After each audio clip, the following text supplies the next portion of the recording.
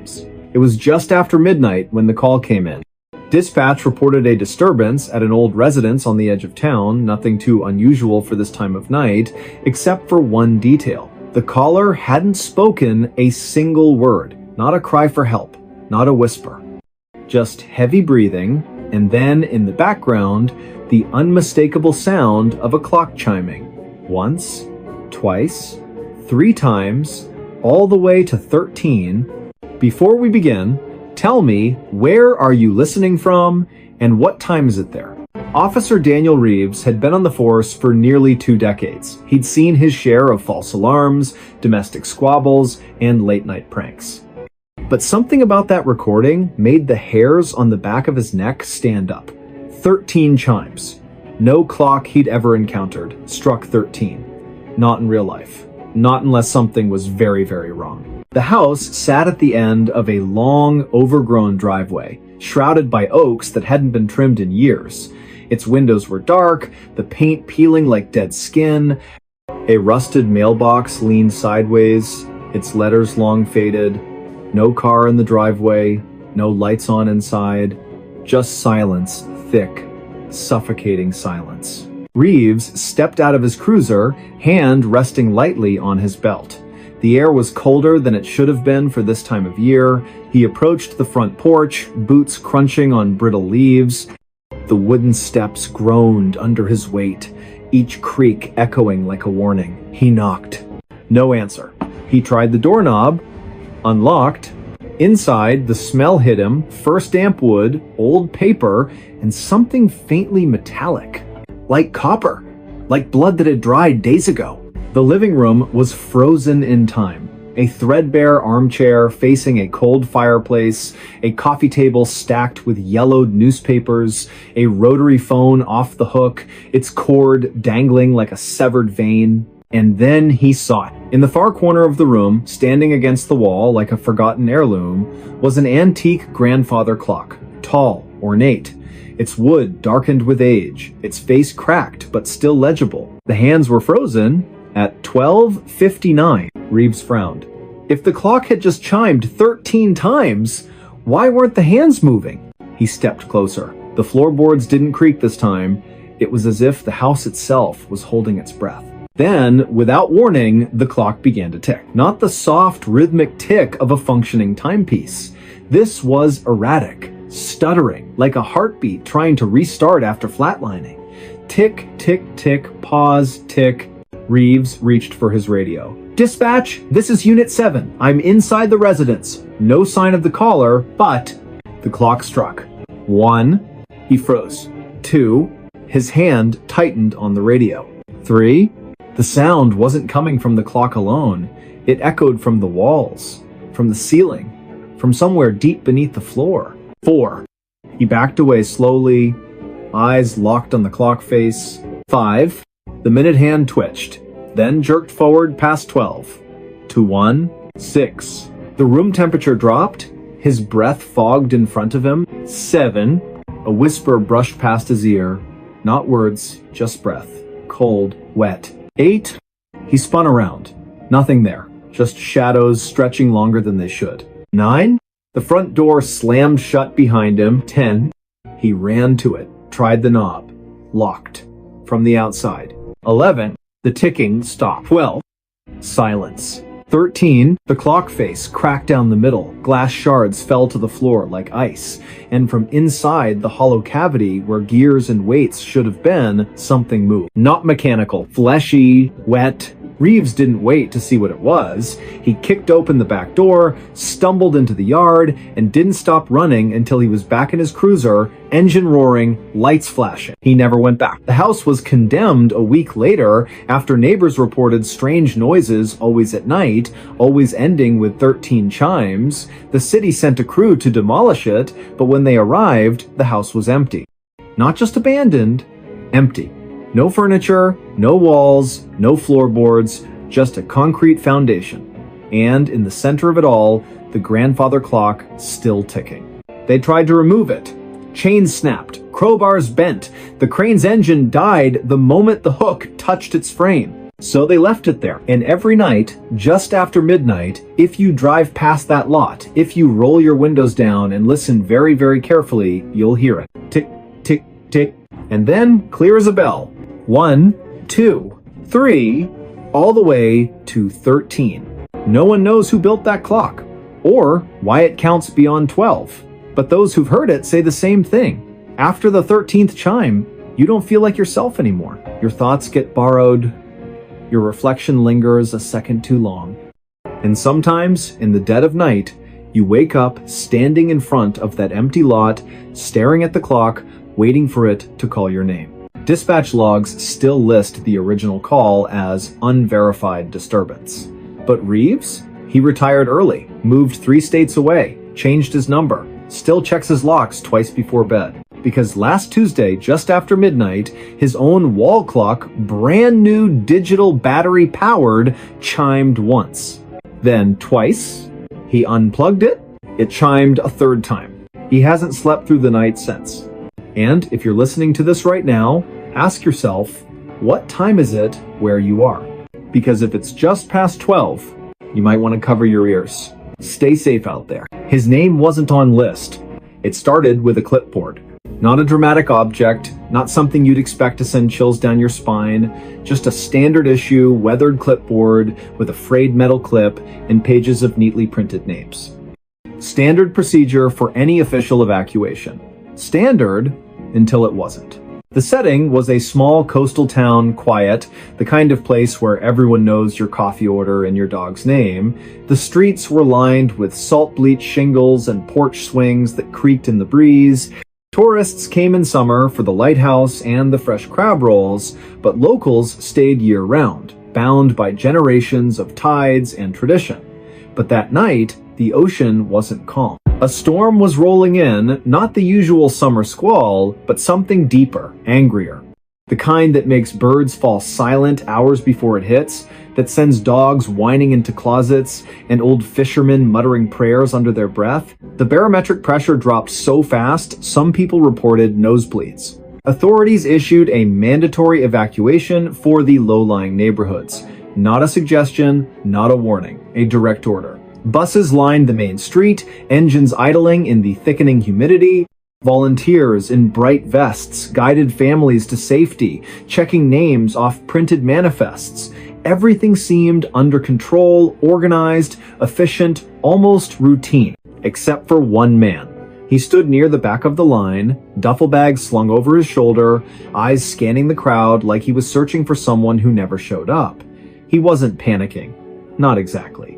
But there was a tension in his posture, a stillness that didn't belong among the chaos of crying children, barking dogs, and the occasional sob from someone clutching a framed photo.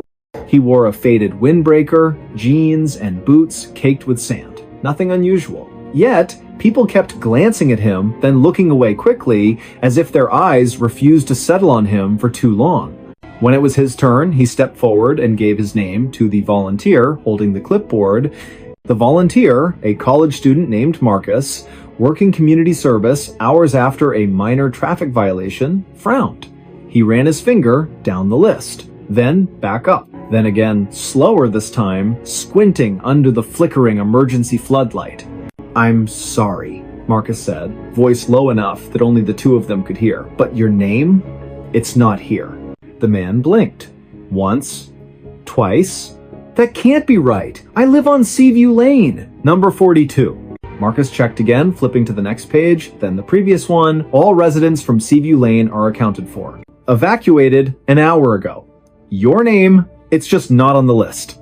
A cold silence settled between them, even as the wind picked up around them, whipping papers and plastic bags into the air like startled ghosts. "I've lived there for 12 years, the man said, voice steady but tight, like a rope pulled to its limit. "I pay taxes. I get mail. I'm on the census. I'm times here asterisk." Marcus hesitated.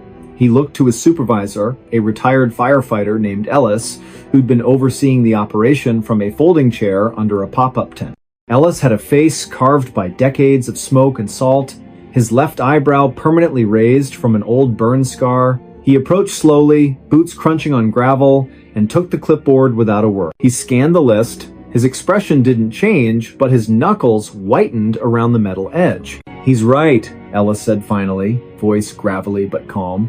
"You're not listed." The man's face went pale, not the pale of fear, but the grayish pallor of someone realizing the ground beneath them has vanished. "Then, who's been living in my house?" No one answered. Because the truth was, according to every official record, the utility company, the post office, the county assessor, even the local grocery store's delivery logs, number 42 Seaview Lane, had been vacant for over a decade.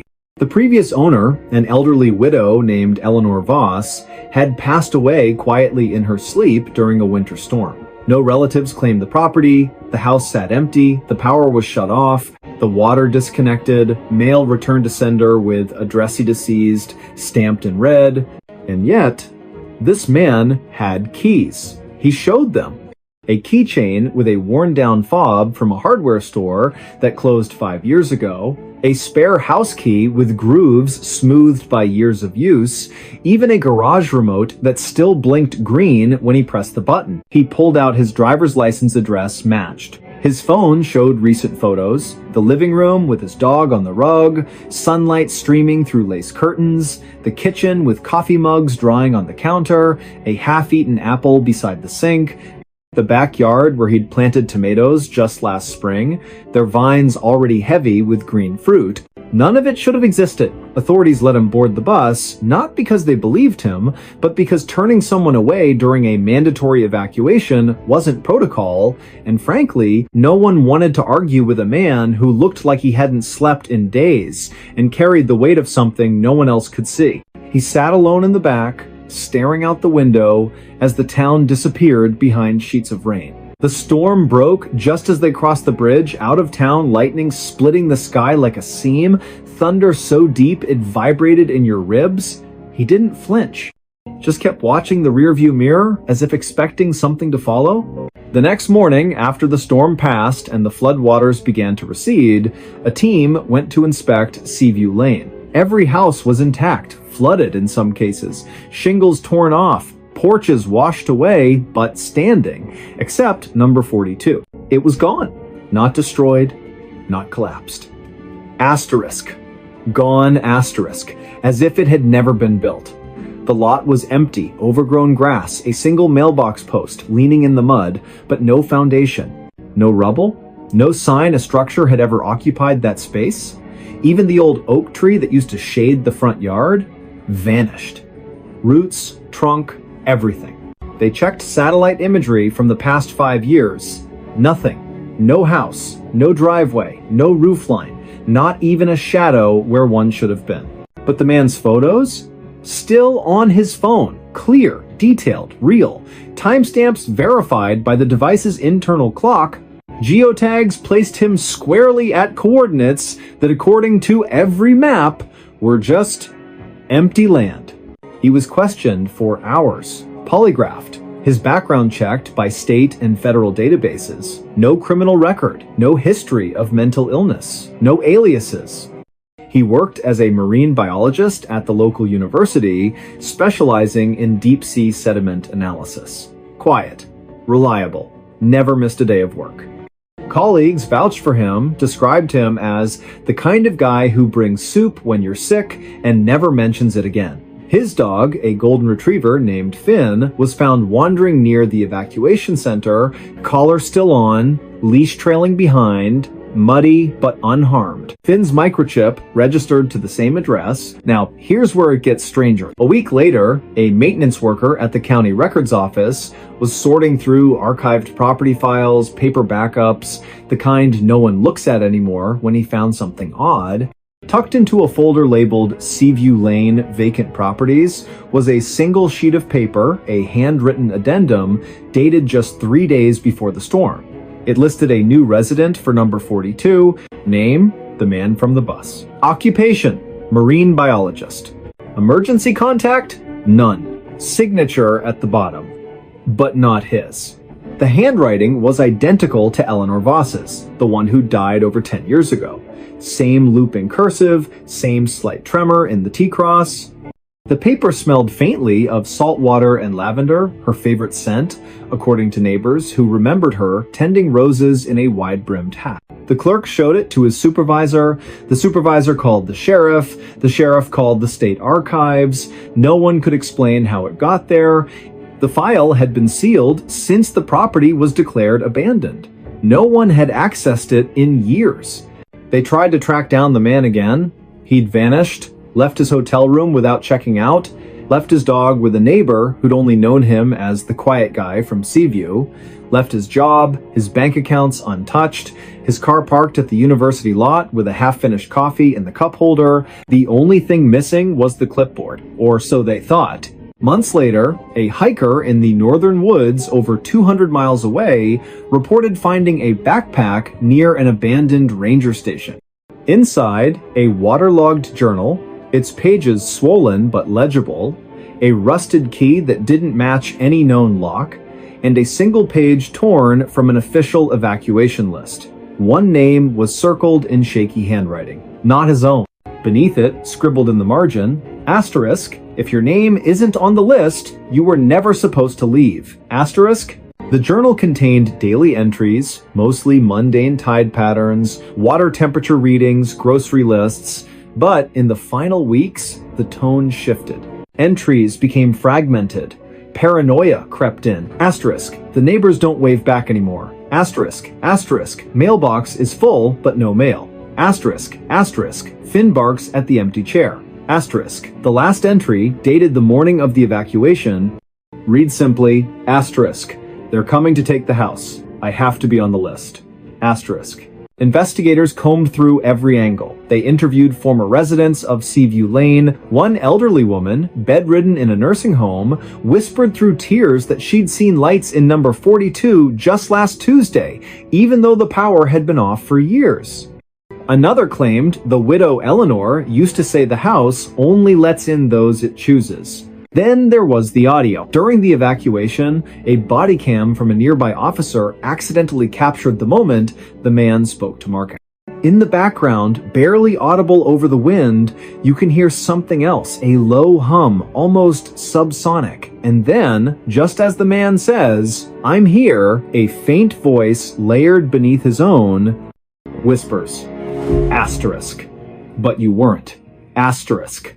The recording was analyzed by 3 separate audio labs. All confirmed the second voice wasn't electronic interference, it matched no known voice in any database. And it spoke in perfect sync with the man's lip movements, except the words were different. To this day, no one knows how he got on that bus. No one knows who or what was living in that house. And no one can explain why, during every major storm, emergency dispatch receives a call from a number that doesn't exist. A voice whispering just one sentence before the line goes dead. Asterisk. Check the list again. Asterisk. Some say the house wasn't erased. It just stepped out of time. That it exists in the gaps between breaths, between heartbeats, between the seconds when no one is looking. And the man? Maybe he wasn't the resident. Maybe he was the warning, a glitch in the system, a soul the house let go because it needed room for someone else. Because here's the thing they don't tell you about evacuation lists. They're not just about who's leaving. They're about who's allowed to. And if your name isn't there, maybe you were never really there to begin with. Maybe you were just borrowed. And maybe, somewhere out there, another clipboard is being prepared. Another storm is gathering. And another man is standing in line, heart pounding, hoping his name appears before the clock runs out. Stay safe out there. She woke in wrong house. It began with a headache. Not the sharp, stabbing kind, not the migraine that blinds you. This was deeper, like pressure building behind her eyes, as if her skull were slowly filling with wet sand. She'd gone to bed early, exhausted from a double shift at the hospital, and remembered little after her head hit the pillow. Just the hum of the ceiling fan, the soft weight of her cat curled against her ribs, and then nothing. Until she woke up. Cold linoleum beneath her bare feet, the smell of mildew and old wood, a dim yellowish light filtering through grimy windows she didn't recognize. She sat up slowly, heart hammering, and looked around. This wasn't her apartment. The walls were covered in faded floral wallpaper, peeling at the seams. A threadbare armchair sat in the corner, its stuffing leaking like entrails. On the coffee table, a chipped teacup, cold ash in the tray beside it, and a newspaper dated, but the ink smudged beyond reading. The air was still. Too still. No traffic outside. No distant sirens. No hum of the city she'd lived in for 7 years. She called out, "Hello?" Only silence answered. She checked her phone. Dead. No signal anyway. The charger wasn't hers, thick, old, with a 2-prong plug she hadn't seen since childhood. She tried the light switch, flickered once, then stayed on, casting long shadows that seemed to twitch at the edge of her vision. Panic rose, but she forced it down. She was a nurse, trained for emergencies, assess, adapt, survive. She moved to the front door, locked. Not with a deadbolt, just a simple turn knob lock, the kind you'd find in a house from decades ago. She twisted it, pulled, the door opened, not to a hallway, not to a street, to a forest. Thick, ancient trees pressed close, their branches knotted like arthritic fingers. Fog clung to the ground, swirling gently as if breathing. No path, no road. Just endless woods stretching into gray mist. She slammed the door shut. Back inside, she searched for clues.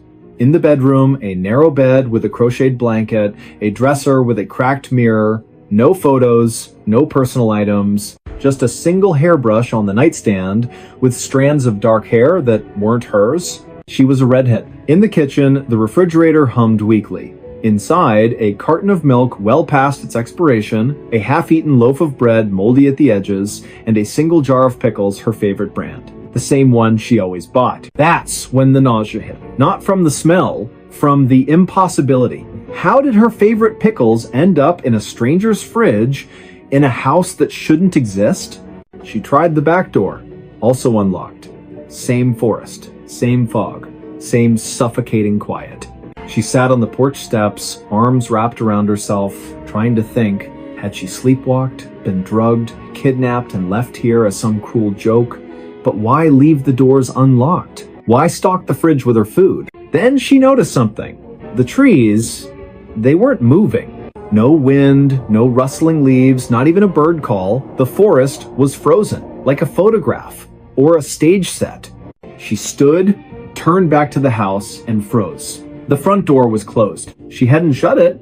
Her breath caught. She approached slowly, hand outstretched. The knob was ice cold. She turned it. Inside, everything was the same, except the teacup was gone. In its place sat a fresh one, steam rising. She didn't touch it. She backed away, heart pounding like a trapped thing. This wasn't right. None of it was right. She needed help. She needed to get out. She walked into the forest. Not because she wanted to, because staying felt worse. The fog swallowed her within minutes. Trees loomed like silent sentinels. The ground was soft, spongy, as if it had never known a footprint before hers. She walked for what felt like hours, though her watch, still on her wrist, showed only 23 minutes had passed. Then she saw it. A house. Identical to the one she'd just left. Same peeling wallpaper, same crooked porch, same yellow light in the window. She ran to it, desperate. Maybe someone was inside. Maybe this was the real world. She burst through the door. The armchair was empty. The teacup sat on the table cold again. And on the floor, near the bed, lay her hospital ID badge. The one she'd worn to work the night before. Her name, her photo, her fingerprint smudge on the corner. She picked it up, hands shaking. Then she heard it. A soft creak from the hallway. Footsteps. Slow, deliberate, coming closer. She ducked into the closet, holding her breath. The footsteps stopped outside the bedroom door. Silence. Then, a whisper so quiet it might have been her imagination. Asterisk. You're not supposed to be here. Asterisk. Not angry, not threatening, just sad. Resigned. She waited. Minutes stretched. No movement, no sound. When she finally stepped out, the house was empty. But the back door was open. She ran. through the forest, past the second house, past a third she hadn't seen before. Each one identical, each one lit from within, each one with a steaming teacup on the table if she dared look inside. She didn't. She ran until her lungs burned and her legs gave out. When she woke again, she was in her own bed. Sunlight streamed through familiar blinds. Her cat purred on the pillow beside her. Her phone buzzed on the nightstand, missed calls from work, a text from her sister asking if she was okay. She laughed. A shaky, relieved sound. It was a dream, a stress-induced nightmare. That was all. She got up, showered, dressed, made coffee, checked the fridge pickles in the door, just where she left them. Everything was normal until she opened the closet. On the floor, tucked behind her winter boots, was a single teacup. Chipped, cold, stained with old lipstick. Not hers. She dropped it. It shattered. And that's when she noticed the smell. Faint at first, then stronger.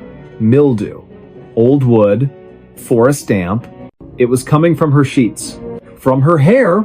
From inside her lungs. She called in sick, spent the day cleaning, washing everything, scrubbing the floors, throwing out the cup shards. But that night, as she lay in bed, she heard it. A soft creak from the hallway. Footsteps. Slow, deliberate, coming closer. She didn't move, didn't breathe. The doorknob turned, the door opened just enough to let in a sliver of darkness, and from the hallway, the same whisper. Asterisk, you left the door unlocked. Asterisk. She never slept in that apartment again. She moved across town, changed her number, avoided forests, stopped drinking tea. For months, nothing happened. Life returned to normal. She started to believe it was over. Then, last Tuesday, she woke up. Old linoleum beneath her feet, faded floral wallpaper, and on the coffee table, a fresh teacup. Steam rising, her favorite pickles in the fridge, and outside the window, the same endless forest waiting. Only this time, she didn't run, because deep down, she knew she hadn't woken up in the wrong house. She'd woken up in the only Times house that remembered her, and it wasn't going to let her go again. Police reports list her as a missing person now. Her apartment sits empty, untouched. But neighbors say they sometimes see a light on late at night. And if you press your ear to the door, just after midnight, you can hear two voices, one tired, one calm, talking softly over tea. One asking to leave, the other always answering the same way.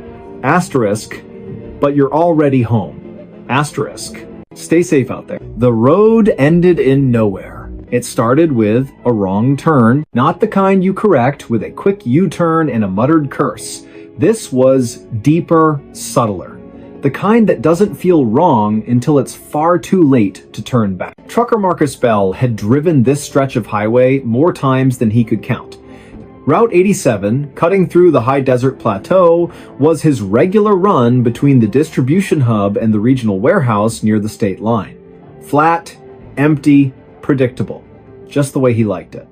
No traffic, no distractions, just the hum of diesel, the glow of the dashboard, and the open road stretching into the horizon like a promise. But that night, something was off. He'd left the depot at dusk as usual, checked his load, confirmed his GPS, set the cruise control.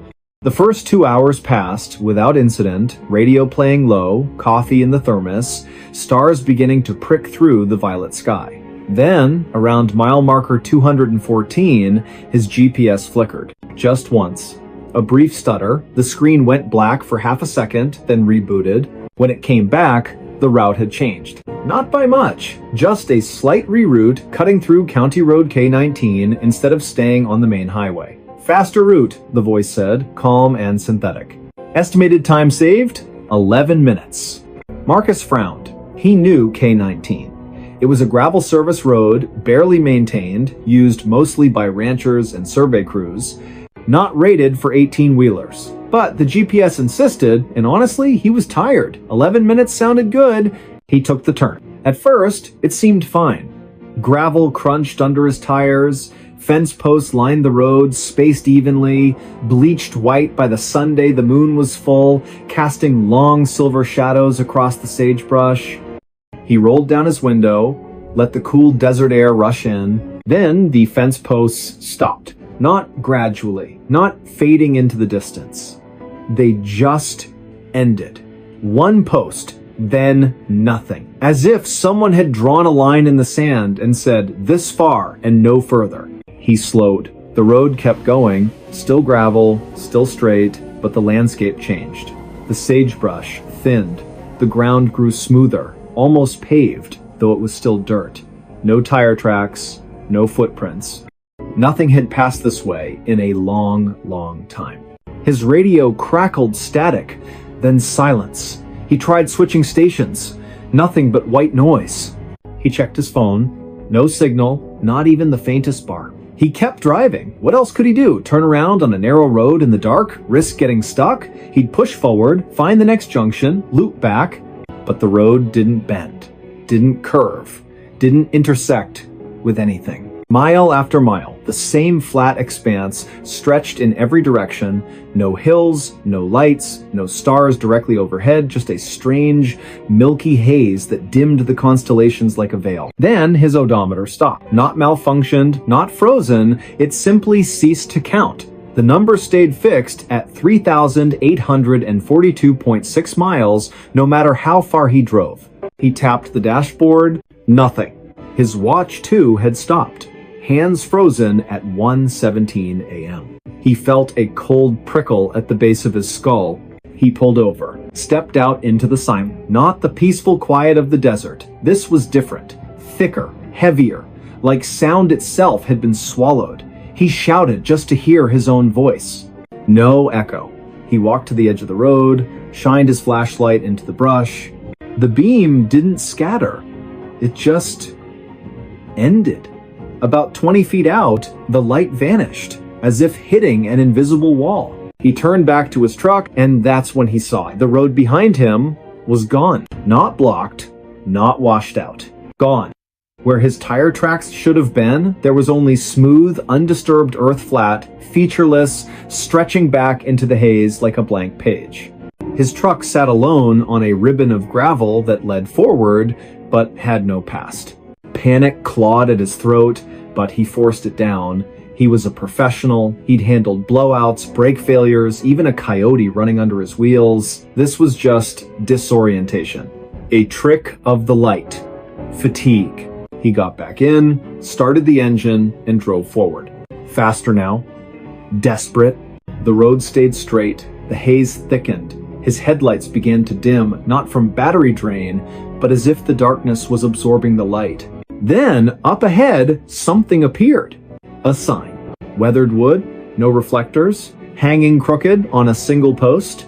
He slowed as he approached. It read, in peeling white paint, asterisk, asterisk, end of road, asterisk, asterisk. Below it, hand scratched into the wood, someone had added, asterisk, asterisk, turn back while you still can. Asterisk, asterisk. But there was nowhere to turn. He stopped the truck, sat there for a long time, engine idling, hands gripping the wheel. Then, against every instinct, he stepped out again, walked to the sign, touched it. The wood was cold, damp, and covered in tiny scratches, not from weather, but from fingernails. Dozens of them. Hundreds. He looked past the sign. The road didn't stop. It just faded. The gravel became dust. The dust became nothing. And beyond that, pure, empty white. Not fog, not mist, just absence. A void where the world had been erased. He took one step forward. The ground felt different. Softer. Like walking on memory. He took another. His boot sank slightly, as if the earth couldn't decide if it should hold him. He stopped, looked back at his truck. It was already farther away than it should have been. He turned around, and that's when he saw the footprints. Not his. Smaller, barefoot, leading from the void onto the road, toward his truck. His blood turned to ice. He ran. Not toward the void, not toward the footprints, just ran back to the cab, slammed the door, gunned the engine. He didn't look in the mirror. He drove, and drove, and drove, until the gravel gave way to asphalt. Until the stars returned. Until his GPS rebooted, chirping cheerfully, recalculating route. He didn't stop until he reached the warehouse. He reported the incident to his dispatcher. A clipped, shaky account of a GPS glitch and a confusing detour left out the sign, the footprints, the void. They logged it as driver fatigue, recommended rest. But Marcus knew. 2 days later, during a routine maintenance check, the mechanic found something wedged in the rear axle. A child's shoe, mud-caked, worn thin at the heel, laces missing. Inside, still damp, was a folded piece of paper. On it, written in crayon, asterisk, asterisk, you left the door open, asterisk, asterisk. Marcus never drove Route 87 again. He quit trucking, moved inland, took a job stocking shelves at a grocery store, avoided maps, avoided roads that ran too straight. But last month, during a late shift, he saw something that made his blood freeze. A delivery truck pulled into the loading dock, same make, same model as his old rig. The driver stepped out. Same build, same walk. But it wasn't him. The man glanced at Marcus, gave a small, knowing nod, then walked inside. Marcus followed. The man wasn't at the register, wasn't in the break room, wasn't anywhere. But on the floor near the back exit, fresh gravel and a single bare footprint leading out into the parking lot. Marcus called the police. They found nothing. But that night, as he lay in bed, he heard it. The low rumble of a diesel engine idling outside his apartment. He looked out the window. No truck, just an empty street. And at the end of it, where the pavement met the darkness, the faintest glow of taillight. Waiting, because the road doesn't end, it just finds you again. And this time, it won't let you leave. State troopers still list County Road K-19 as unmaintained but passable. Satellite images show it terminating at a dry wash, just like any other desert track. But locals, ranchers, surveyors, night shift workers know better. They say if you drive K-19 past midnight and your headlights start to dim, don't look ahead. Look behind you, because the road that ends in nowhere, it's already behind you, and it's closing fast. Stay safe out there. Voices came from empty chair. It began with a chair, not an antique, not a cursed heirloom, just an ordinary wooden dining chair, 4 legs, straight back, slightly wobbly on the left rear leg. The kind you'd find at any thrift store, garage sale, or inherited from a relative who didn't have much to leave behind. It sat in the corner of a modest living room in a rented bungalow on the outskirts of a town so small it didn't even have a stoplight. The house had been vacant for months before the new tenant moved in. He needed somewhere quiet, somewhere cheap, somewhere no one would ask questions. His name was Elias Reed, late 30s, quiet. Worked overnight security at a data storage facility 20 miles away. Preferred silence to small talk. Owned little, just a duffel bag of clothes, a secondhand laptop, and a coffee maker that hissed like an angry cat. He bought the chair for $8 at a flea market because his back hurt from sitting on the floor. He placed it near the window, facing the yard. Not for guests, he never had any, but because he liked watching the birds at dawn after his shift. The first time he heard it, he thought it was the wind, a soft murmur, barely audible, like someone whispering just out of earshot. He was making coffee, back turned, when it came again clearer this time. Tired. He froze, turned slowly. The room was empty, just him, the coffee maker, and the chair. He checked the windows, locked, front door secure, no one in the backyard. He even opened the closet, half expecting a squatter or a raccoon. Nothing. He chalked it up to exhaustion. 36 hours awake, too much caffeine, too little sleep, happens to everyone. But it happened again the next night. This time, he was sitting on the couch, laptop open, when the voice came low, raspy, unmistakably human. You shouldn't be here. Elias snapped his head toward the chair. Empty. He stood, walked over, touched the seat, cold, dry, no hidden speakers, no wires, nothing. He recorded the room with his phone for 3 hours, played it back. At the 1:47 mark, a voice definitely not his says, clear as day, he's watching. No one was watching. The blinds were closed. The street was empty. He tried to return the chair, drove back to the flea market. The vendor, a woman with silver braids and eyes that never blinked, shook her head. "That chair's been sold," she said. "You can't give it back." "But I just bought it last week," Elias said. She smiled faintly. "Not to you." He left it on the curb that night, tied a free sign to the backrest. The next morning, it was back on his porch, undisturbed. No footprints, no tire marks, just the chair facing the door as if it had walked home. That's when he stopped sleeping. He started noticing other things.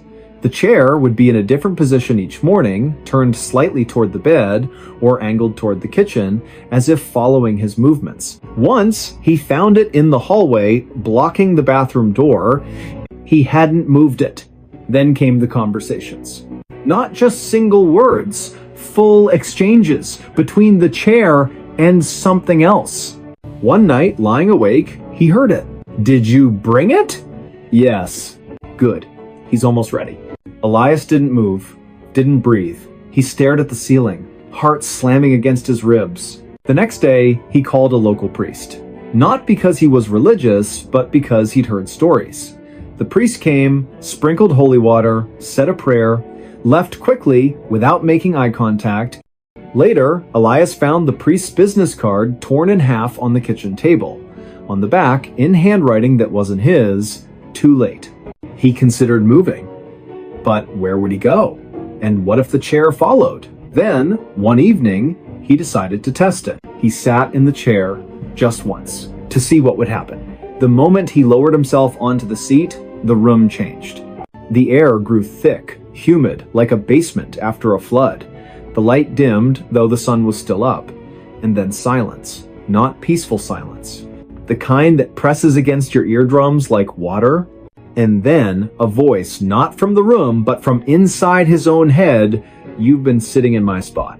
Elias bolted up so fast, he nearly fell. His skin was clammy, his mouth tasted like copper. He didn't sit in it again, but the chair didn't need him to. Neighbors began to notice. Mrs. Calloway from next door knocked one afternoon, pale-faced. "Your lights were on all night," she said, "and I heard talking, two voices, like you had company." Elias shook his head. "I live alone." She stared at the window, at the chair. "Then who were you talking to?" He had no answer. The final incident happened on a Tuesday. Elias came home from work, exhausted, to find the front door unlocked. He always locked it. Always. He stepped inside, hand on his flashlight like a weapon. The chair was in the center of the room, facing the door, and on the seat, his security badge. The one he'd worn to work that night, the one he'd left clipped to his belt. He hadn't been home all day. He picked it up. The plastic was warm. Then the voice came, not a whisper, not a murmur, but a full sentence, spoken with calm certainty. "You don't need to go back." Elias backed out of the house, didn't pack, didn't call anyone, just got in his car and drove until the gas ran low. He never returned. The landlord found the house empty a week later. No note, no forwarding address, just the chair, still in the living room, and a single coffee cup on the table, half full, cold, but not stale, as if it had been poured that morning. The landlord threw the chair away, hauled it to the dump himself, but 2 days later, it was back on the porch. He burned it, built a small fire in the backyard, doused it in lighter fluid, watched the wood blacken and curl. The flames hissed, the legs cracked. For a moment, he thought he heard a sigh, but it might have been the wind. He buried the ashes. A month passed, no incidents. He rented the house to a young couple. They moved in on a Saturday. By Sunday night, they were gone. Left everything, clothes, dishes, even their cat. The only thing missing, the dining set they'd brought with them. In its place, in the exact center of the room, sat a wooden chair. 4 legs, straight back, slightly wobbly on the left rear leg, and on the seat, a child's drawing crayon on lined paper, a house, a tree, 2 stick figures holding hands, and in the corner, a third figure sitting in a chair facing away. Beneath it, written in shaky letters, asterisk asterisk, he's still here, asterisk asterisk. Police reports list Elias Reed as a missing person. No evidence of foul play, no financial distress, no known enemies. His car was found abandoned near a state park, keys in the ignition, engine cold. His phone last pinged near the county line, but the tower data was corrupted, unreadable. But dispatch logs tell a different story. 3 nights after he vanished, at exactly 2:18 a.m., a call came in from his home number. No one spoke, just breathing. And in the background, 2 voices. One tired, one calm. Arguing over who gets to sit down, locals avoid that house now. The porch sags, the paint peels, but every full moon, if you drive past and glance through the front window, you'll see it. The chair, always facing the road, always empty. But if you stop your car, roll down your window, and listen very, very carefully, you'll hear it. A whisper. Soft, patient, inviting. Go ahead, it says. Take a seat. And if you do, you might never get up again. Because some chairs aren't meant for the living. They're waiting for someone to fill the silence. Stay safe out there. He found her diary yesterday. It started with a box. Not a suspicious package. Not a locked chest. Just a plain cardboard moving box left on the curb outside a recently vacated apartment complex in a quiet neighborhood where nothing ever happened. The kind of place where mail carriers wave, dogs bark at squirrels, and the biggest drama is whether the recycling gets picked up on Wednesday or Thursday. The man who found it, Daniel Mercer, wasn't looking for anything. He was just walking his dog, a scruffy terrier named Rook, after a long shift at the municipal water treatment plant. He liked these walks. Predictable, calm, the kind of routine that kept the noise in his head at bay. He'd moved into the complex 6 weeks earlier after his divorce. Needed a fresh start, a blank wall, a quiet room. The box sat tilted against a storm drain, damp from overnight rain, its flaps half open. Most people would have walked past, but something about it, the way it seemed out of place, the way the streetlight caught a glint of something inside, made him stop. He nudged it with his boot. Inside, a tangle of old clothes, a cracked picture frame, a hairbrush with strands of dark hair, and near the bottom, a small leather-bound journal. He almost left it. But Rook sniffed the box, then whined a low, uneasy sound the dog only made when something was wrong. Daniel picked up the journal. It was heavier than it looked. The leather was worn soft at the edges, the spine cracked from use, no name on the cover, just a faint scent of lavender and something sharper underneath like pencil lead and dried tears. He took it home.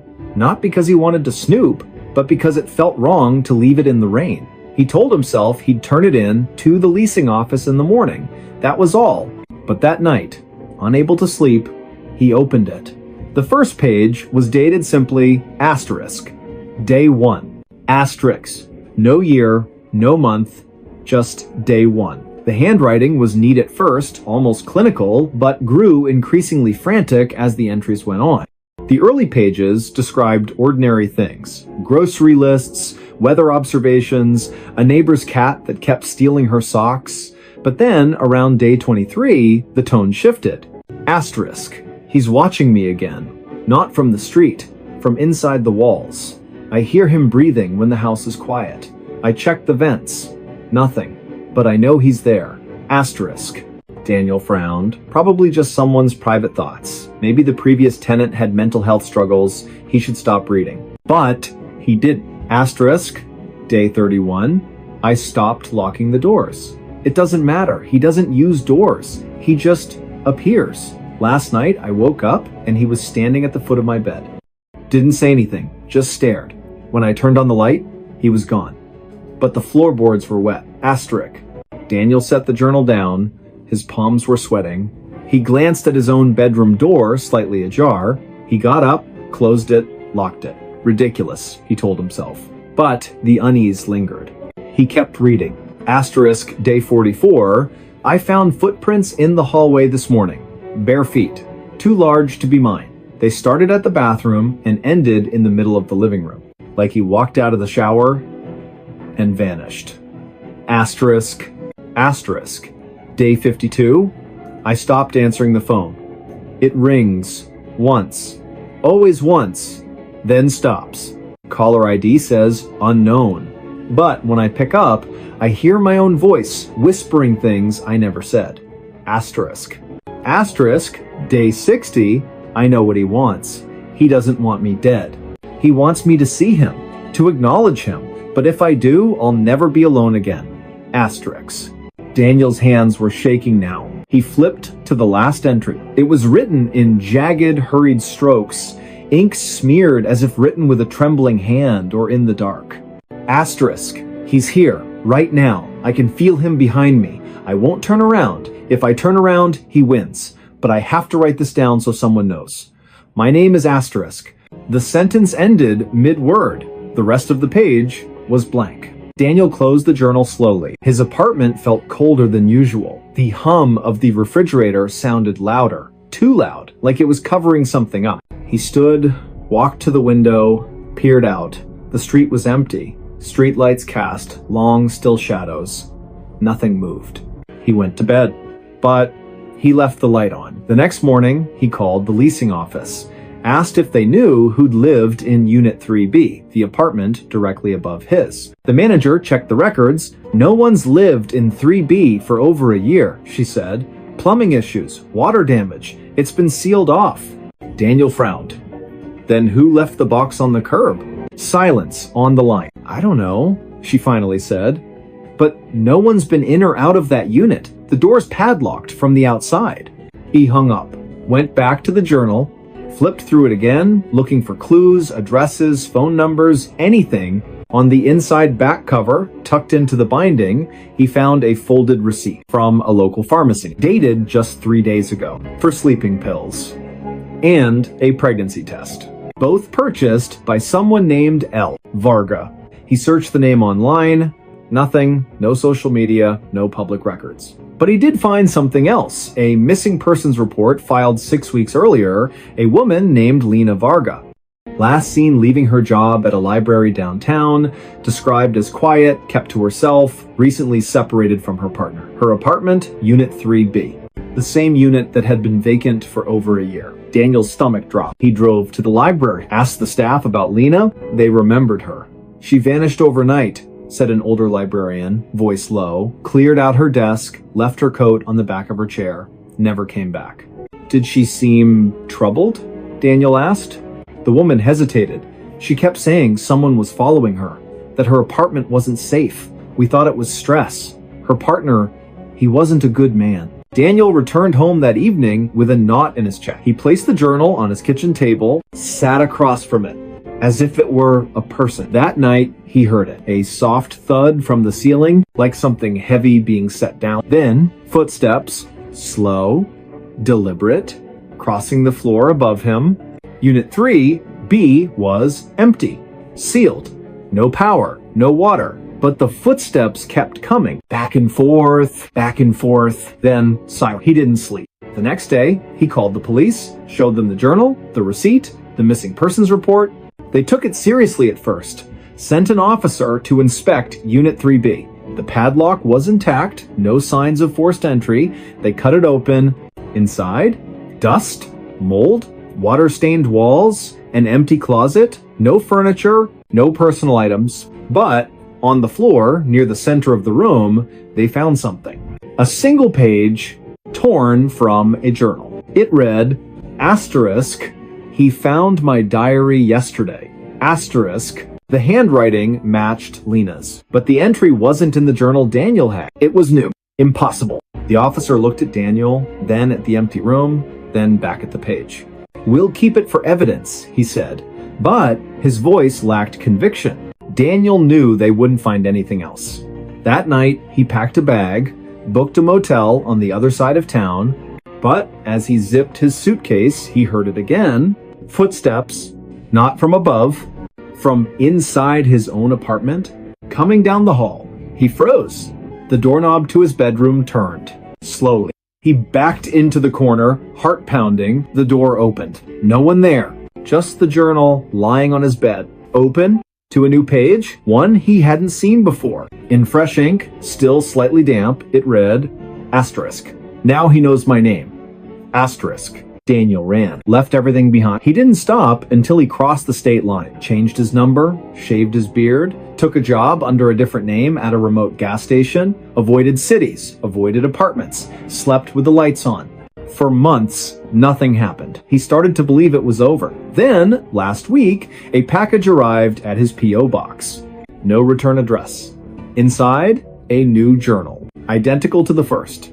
The first page read, asterisk, day 1, asterisk, and beneath it, in handwriting that was starting to look familiar, asterisk, he's watching me again, asterisk. Police have no record of Lena Varga's body ever being found. Her case remains open, though interest has faded. The apartment complex sealed Unit 3B permanently, boarded the windows, posted condemned signs, but maintenance workers say that on quiet nights, if you stand in the courtyard and look up at the third floor window, you'll see a light flicker on. And if you listen closely, you'll hear 2 voices, one whispering, one writing. Because some stories don't end when the diary closes. They just wait for someone new to open it. And once you do, you become part of the pages. Stay safe out there. The dog wouldn't stop barking. It started with a dog, not a stray, not a neighborhood nuisance. A German Shepherd named Coda, 8 years old, retired K9 from the county sheriff's department, adopted by a quiet man named Raylan Briggs after a career-ending injury during a suspect pursuit. Raylan lived alone in a single-story ranch house at the edge of a pine forest, 20 miles from the nearest town. He liked the silence, needed it, after years as a combat medic overseas.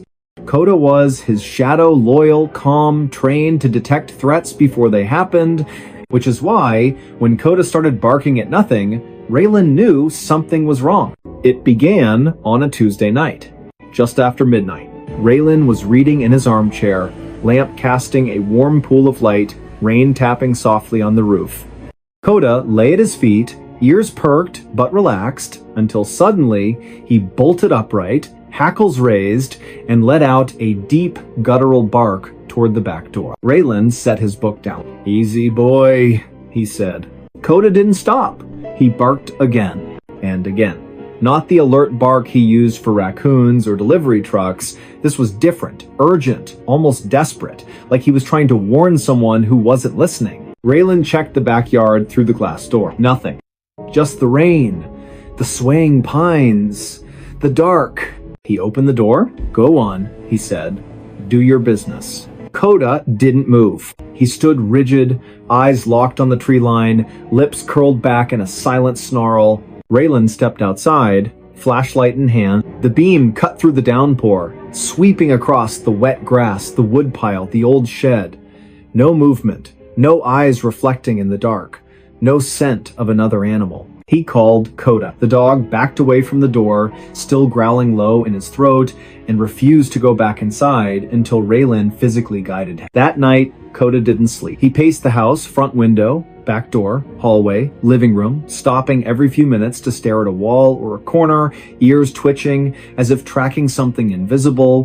Raylan checked every lock, every window, even the attic hatch, all secure. The next night, it happened again. Same time, same intensity, but this time Coda barked toward the hallway closet. Not the front yard, not the woods. The closet, Raylan opened it.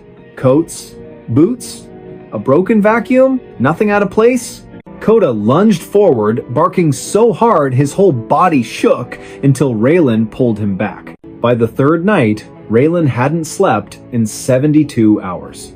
Neighbors started complaining. One left a note on his door, asterisk, "Your dog's been howling all night. Please control him." Asterisk. But Coda wasn't howling. He was barking. At specific thing. At 12:07 a.m., the hallway mirror. At 12:19 a.m., the basement stairs. At 12:33 a.m., the empty armchair. Each time, Raylan would investigate. Each time, nothing. Then, on the fourth night, Coda did something new. He stopped barking, stood in the center of the living room, stared at the ceiling, and whined. A soft, broken sound Raylan had never heard before, not in war zones, not during thunderstorms, not even when Coda got shot. Raylan followed his gaze. The ceiling was plain white drywall, no stains, no cracks. But as he watched, a single drop of water fell. Clink. On the coffee table, he frowned. It hadn't rained in 2 days. He climbed into the attic. Dust, insulation, old boxes. And in the center of the floor, fresh footprints, bare feet, too large to be his, leading from the attic access panel to the spot directly above his bed. Raylan's blood ran cold. He called the sheriff. Deputies came, searched the property, checked the attic, swept the woods, found nothing. No signs of trespassing, no forced entry, no evidence anyone had been there. One deputy, a former K9 handler himself, knelt beside Coda. "He's not barking at animals," the man said quietly. "He's barking at something he can't chase, something that doesn't leave tracks." Raylan didn't sleep that night. He sat in the armchair with a shotgun across his lap, Coda at his side, both of them watching the dark. At exactly 12:03 a.m., Coda's head snapped toward the front door. Not barking, just staring, ears flat, tail stiff. Raylan stood slowly, walked to the door, looked through the peephole. Nothing.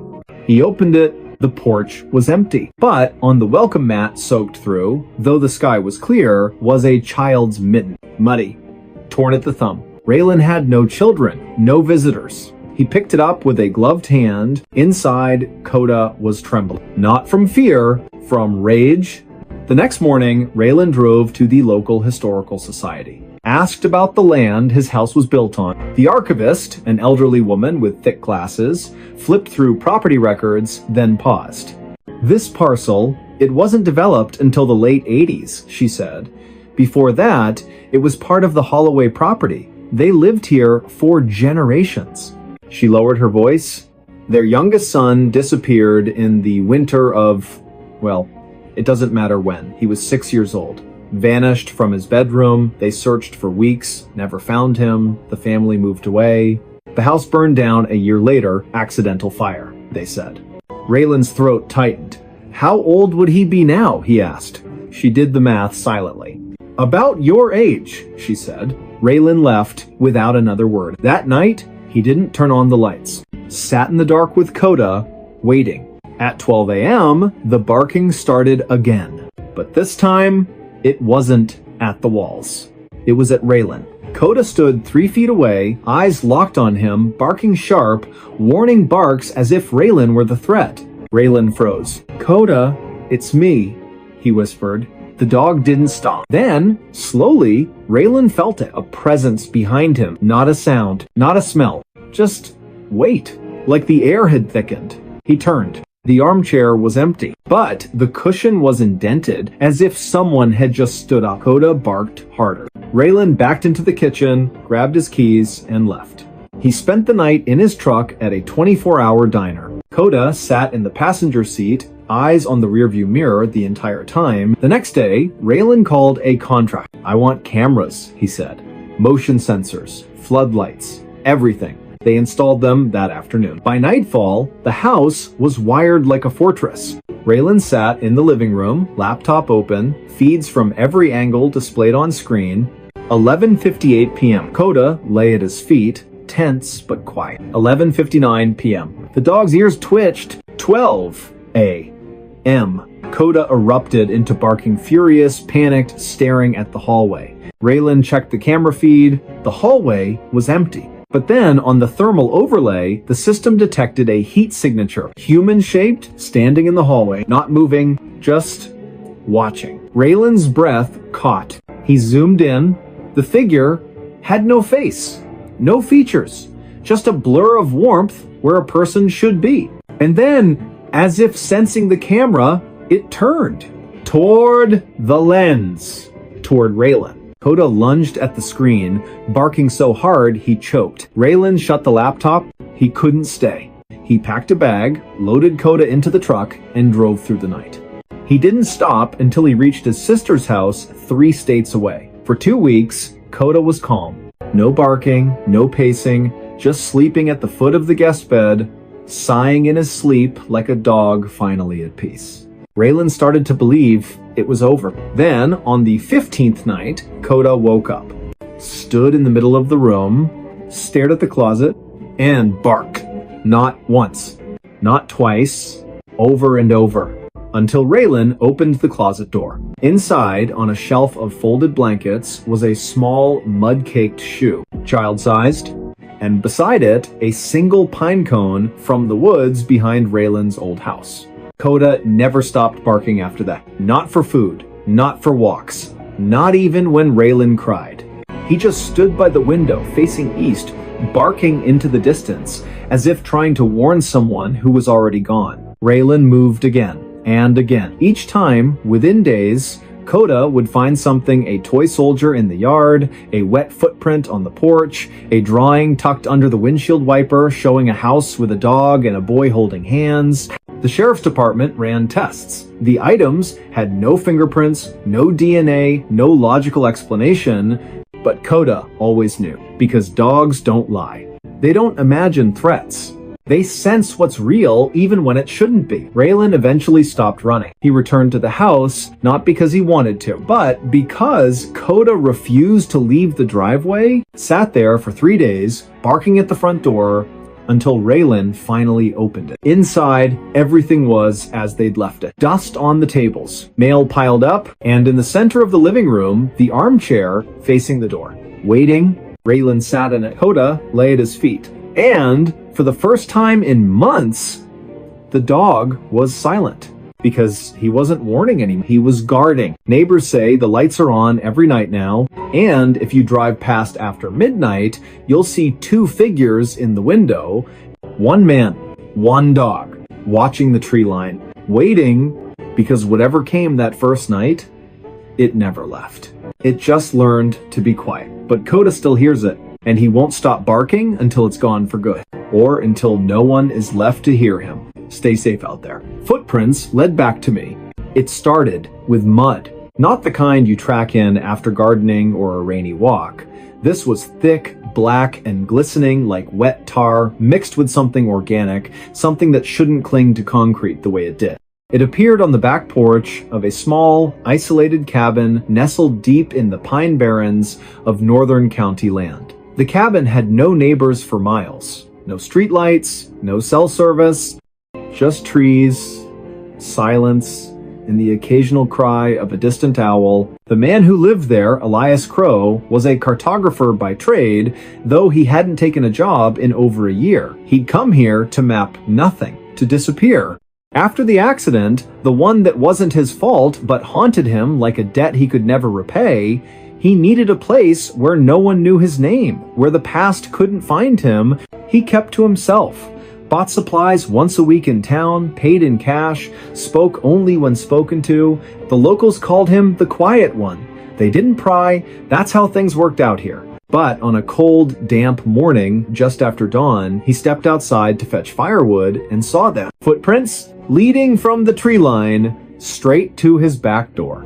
Not deer, not coyote, human. Bare feet, each print deep, as if the person had been carrying something heavy or running. Elias frowned. He checked the locks. All secure, nothing missing, no signs of forced entry. He swept the prints away with a broom, told himself it was a lost hiker, a trespasser, someone who got turned around in the fog. But that night, he heard it.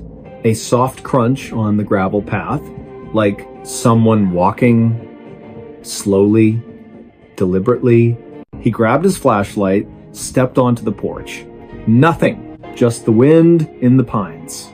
He scanned the ground, and there they were again, fresh prints leading from the woods to his door. And then, impossibly continuing inside, he hadn't opened the door. He checked the windows.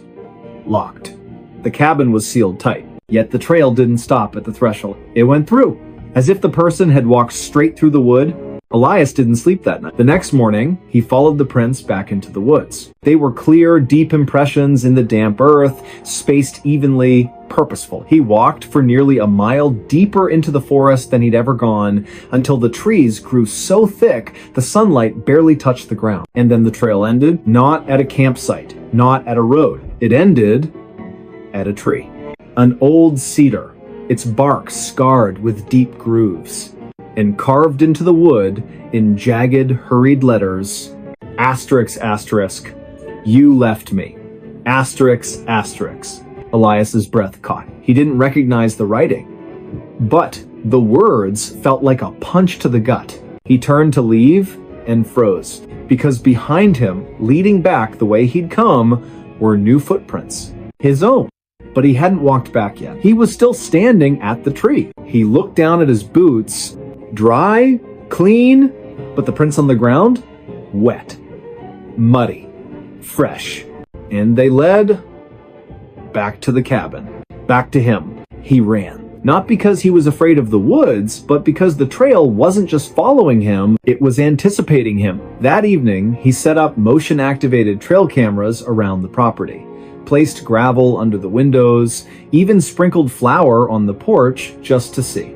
At 2:17 a.m., the camera triggered. The footage showed nothing at first, just swaying branches, mist curling over the ground. Then, slowly, footprints began to appear in the flour. One, then another, no body, no shadow, just bare feet materializing out of thin air, stepping toward the door.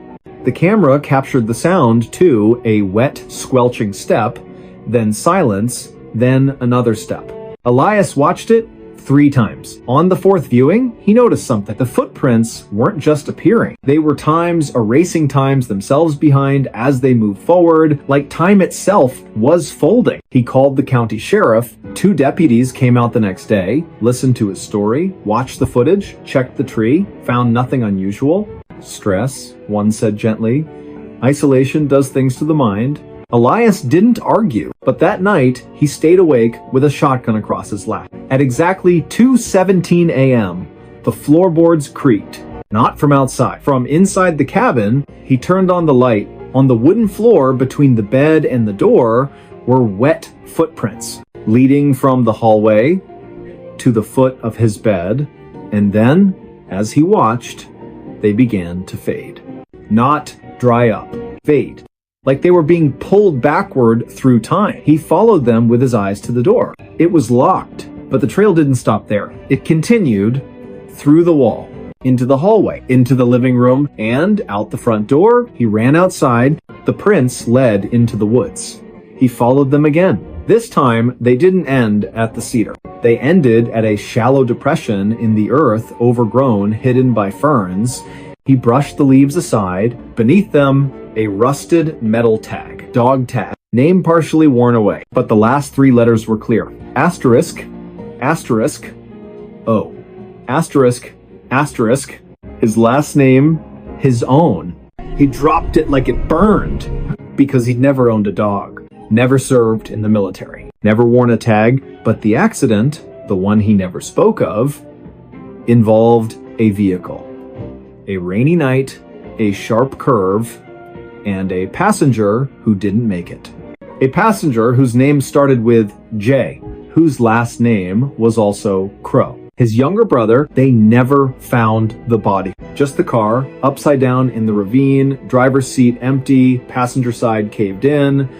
Elias had walked away with a concussion, broken ribs, and a silence he'd carried ever since. He'd told investigators he blacked out, that he woke up alone, that he didn't know what happened to his brother.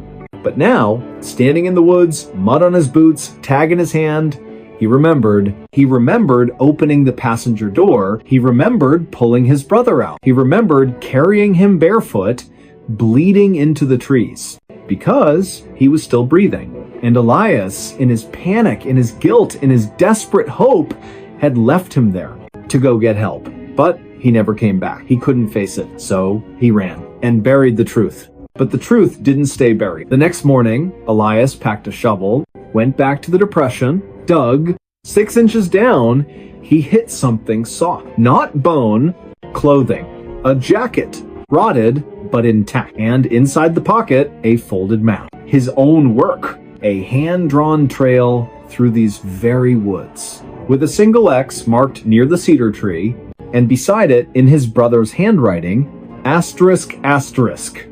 I waited. Asterisk, asterisk. Elias fell to his knees.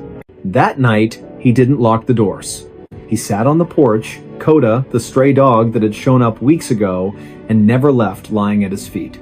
At 2:17 a.m., the footsteps came. But this time, Elias didn't flinch. He watched as the prints appeared on the gravel, leading from the woods to the porch to the chair beside him, the air grew cold. Coda didn't bark, just lifted his head and whined softly. Elias looked to his right. The chair was empty, but the cushion sank slightly, as if someone had just sat down. He didn't speak, didn't cry, just reached into his coat and placed the dog tag on the armrest. "Stay," he whispered. And for the first time in years, the footprints didn't lead away. They stayed right beside him. The next day, Elias reported his brother's remains to the authorities. They exhumed the site, confirmed identity through dental records, closed the case as accidental death with delayed recovery.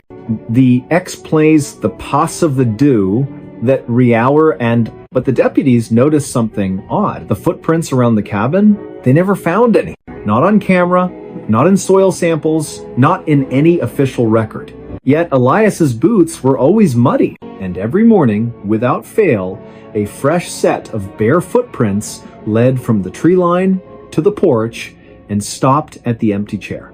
Neighbors say Elias still lives in the cabin. He's quieter than ever. But if you pass by at dawn, you'll see two figures on the porch. One man, one shadow, sitting in silence. Because some paths don't lead away from the past. They lead you back to it. And sometimes the footprints aren't chasing you. They're waiting for you to catch up. Stay safe out there. No one entered the room. It started with a locked door. Not a vault, not a high-security chamber, just a standard hotel room, room 314, at a modest roadside inn off Highway 9, the kind of place truckers and traveling salesmen use for a few hours of sleep between shifts. The building was old but clean, with thin walls, humming fluorescent lights, and a front desk clerk who barely looked up from his crossword puzzle. The guest who checked in that evening gave his name as Marcus Vale, paid cash, asked for a room on the third floor, away from the elevator. He carried a single duffel bag, wore a faded windbreaker, and spoke with the quiet exhaustion of someone who'd been driving for days. The clerk didn't think much of him, just another face in a long line of transient souls. Marcus took the key actual metal, not a card, and went upstairs without a word. He locked the door from the inside, not just the latch, the deadbolt too. Then he pushed a heavy wooden chair under the knob, the way people do in movies, the way he'd done every night since it began. He didn't turn on the light, just sat on the edge of the bed, back straight, eyes fixed on the door. He didn't sleep. He never did. At exactly 3 a.m., the knocking started. Not loud, not frantic. 3 soft raps, pause 3 more. Like someone polite, patient, certain they'd be let in. Marcus didn't move. He knew better. The knocking stopped after a minute. Silence returned. He exhaled. Then, on the other side of the door, he heard breathing. Slow, wet, close. Like someone had pressed their face against the peephole. Marcus clenched his fists. He stayed like that until dawn. When the sun rose, he removed the chair, unlocked the door, and stepped into the hallway. Empty. No one in sight. He went downstairs, returned the key, and left without breakfast. The clerk barely noticed. But later that day, during routine cleaning, the housekeeper found something strange. The room was immaculate, bed made, trash empty, towels unused, but on the floor, directly in front of the door, was a single set of footprints, muddy, bare feet, leading right up to the threshold, and stopping, as if whoever made them had simply vanished. She reported it to the manager. They checked the security footage from the third floor hallway. Clear as day, Marcus Vale entered room 314 at 8:47 p.m. No one else approached the door all night. No staff, no guests, no shadows. At 6:12 a.m., Marcus exited alone. But the camera showed something else. At 2:04 a.m., the door handle moved just slightly, as if someone inside had tried to open it. But Marcus never touched it, and no one came from outside. The manager reviewed the footage 3 times. Each time, the same result. No one entered the room. Yet, the footprints were real. The housekeeper swore on her life she hadn't tracked mud in. They deep cleaned the carpet. 2 nights later, another guest stayed in 314. A retired school teacher named Helen Price. She locked her door, as she always did. At 3 a.m., she heard the knocking. 3 raps. Pause. 3 more. She called the front desk. "Someone's at my door," she said, voice trembling. The clerk checked the monitor. "No one's there, ma'am." She looked through the peephole. Nothing. But when she opened the door an hour later to get ice, she found it. Footprints, same as before, muddy, bare, ending at her threshold. She left that night. Never came back. The inn's owner, a pragmatic man named Dale Mercer, didn't believe in ghosts. He believed in bad plumbing, faulty wiring, and overactive imaginations. But when 3 more guests reported the same thing, same time, same knocking, same footprints, he started to wonder. He installed a new camera inside room 314, hidden in the smoke detector wired directly to his office. Then he left the room vacant for a week. On the 8th night, he reviewed the footage himself. The room sat empty. Dust motes floated in the moonlight. The chair remained under the desk, the bed untouched. At 2:03 a.m., the knocking began. Not on the audio feed, just the visual. But the door handle turned slowly. The deadbolt slid open by itself. The chair under the knob didn't move, yet the door cracked open just an inch. Then closed. No hand, no tool, no string. Nothing. And on the carpet, as if painted by an invisible brush, footprints appeared. One, then another, walking from the door to the center of the room. They circled the bed, stopped, then walked back to the door and vanished. Dale watched it 6 times. Each time, his hands shook more. He called the local sheriff. Deputies came, swept the room, checked for hidden panels, pressure plates, even drone interference. Found nothing. The room was solid concrete and drywall, no crawl spaces, no vents large enough for a cat. No one entered the room, the lead deputy said, echoing the hotel log. But the footprints were photographed, logged, filed. Then came the call from Marcus Vale. 3 weeks later, he'd checked into a motel 50 miles away, left a message on Dale's voicemail. Voice low, strained. "I know what it wants," he said. "It's not trying to get in." He paused, breath shaky. "It's trying to get out." The line went dead. Dale tried calling back. Number disconnected. He never heard from Marcus again. But the incidents didn't stop. Guests avoided room 314. The inn eventually sealed it, padlocked the door, covered the peephole, posted a "do not use" sign.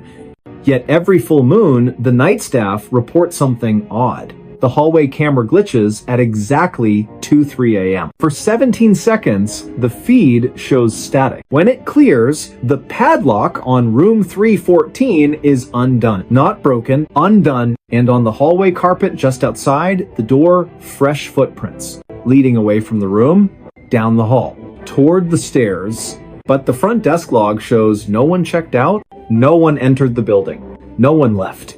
Because no one entered the room, but someone or something is still trying to leave.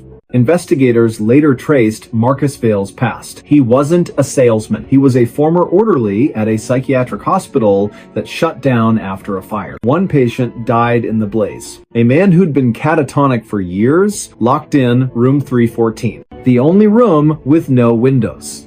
The only room with a chair bolted to the floor. The only room where, during the evacuation, staff swore they heard knocking. From the inside, after everyone was out, after the doors were sealed, after the fire started, they never found his body. Just a pair of bare footprints in the ash, leading from the bed to the door, and stopping, because the door was locked from the outside. Now, if you drive past that old inn, its sign faded, its windows dark, you might see a light flicker in room 314. And if you listen closely, just after 2 a.m., you'll hear it. 3 soft knocks, pause.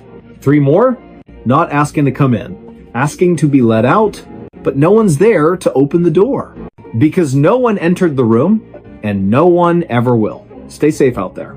The photo had extra person. It started with a photograph. Not an old yellowed portrait tucked in a dusty attic, not a blurry image from a ghost tour or a cheap Halloween prop. This was real. digital, taken on a crisp Saturday afternoon during a weekend hiking trip deep in the Cascade foothills, just 3 friends, a trail map, and the kind of silence that only exists when you're miles from the nearest road.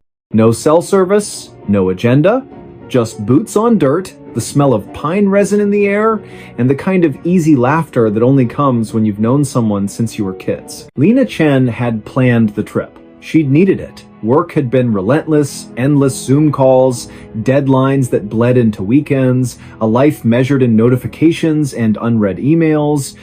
She wanted to disappear for a couple of days, just reset. Marcus and Eli agreed without hesitation. They'd been inseparable since middle school, the kind of friendship that didn't need words to survive.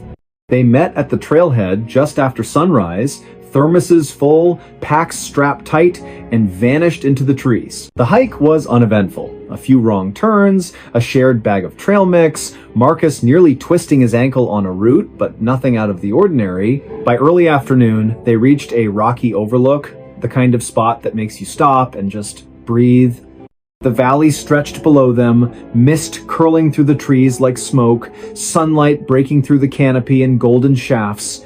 Lena pulled out her phone. "Come on, you two smile for once," she called, balancing on a flat stone. Marcus groaned, but turned, throwing an arm around Eli's shoulders. Eli rolled his eyes, but grinned anyway. They struck their usual pose, the one they'd done since high school graduation, since road trips and late-night diner runs and hospital waiting rooms. Lena snapped the photo. One shot. Perfect lighting. No need for a second. That night, back at the rented cabin, wood stove crackling, rain tapping the roof, Lena uploaded the day's photos to her laptop while the guys played cards at the kitchen table. She scrolled through them absently, Marcus tripping, Eli mimicking a squirrel, a blurry shot of a hawk overhead. Then she reached the group photo. She froze. Her finger hovered over the track. Behind them, in the shadowed tree line, just to the left of Eli's shoulder, stood a fourth figure. Tall, thin, dressed in dark, nondescript clothing that seemed to absorb the light rather than reflect it, not blurred, not a trick of motion, fully in focus, as if they'd been standing there, posing. Lena's stomach dropped. She zoomed in. The figure's hands hung at their sides, head tilted slightly, not looking at the camera, looking at times her asterisk. "Guys," she said, voice low. They looked up. She turned the screen. Marcus leaned in. "What the hell?" Eli squinted. "Is that a hiker?" "No one was on that trail," Lena said. "We didn't see a single person all day." They checked the metadata, timestamp 2:14 p.m. GPS coordinates matched the overlook exactly. No filters, no editing. The photo was raw, straight from her phone's camera roll. "It's gotta be a double exposure," Marcus insisted. "Or lens flare." But Lena knew better. She'd been facing that exact patch of woods for nearly a full minute before taking the shot. She would have seen someone. She would have felt someone. They deleted the photo, went to bed, but the next morning, Lena opened her cloud backup just to confirm it was gone. It was there. And the figure was clearer, not because the image had changed, but because the shadows had shifted. Now, the face was partially visible, pale, gaunt, eyes wide open, staring directly into the lens. She didn't tell the guys. Instead, she ran a reverse image search. Nothing. Posted it anonymously to a well-known paranormal forum under the title asterisk. "Hiking photo, anyone seen this before?" Asterisk. Within hours, replies flooded in. Most were jokes. "Your new hiking buddy. Ghost tour guide. That's just Dave. He's always photobombing." But one message stood out. Sent from an account with no profile, no history, no IP trace. It read, asterisk. "That's not a person. That's a placeholder, and it's still looking for you." Asterisk. Lena deleted the post, blocked the account, told herself it was nonsense. That night, she woke to a sound. A soft tap on her bedroom window. She lived on the second floor of a quiet apartment complex. No trees nearby, no fire escape. She pulled back the curtain. Nothing. But on the glass, fogged slightly from the cool night air, was a handprint. Small, delicate, not hers. And below it, written in the condensation, Asterisk, asterisk. I was in the photo too. Asterisk. She packed a bag before dawn, stayed with a cousin across town, changed her number, avoided mirrors, avoided group photos, avoided forests. For 3 weeks, nothing happened. Then, during a team lunch at work, someone took a picture of the office crew outside the building, just a casual shot for the company newsletter. Lena wasn't in it. She'd stepped away to take a call. But when the photo was shared in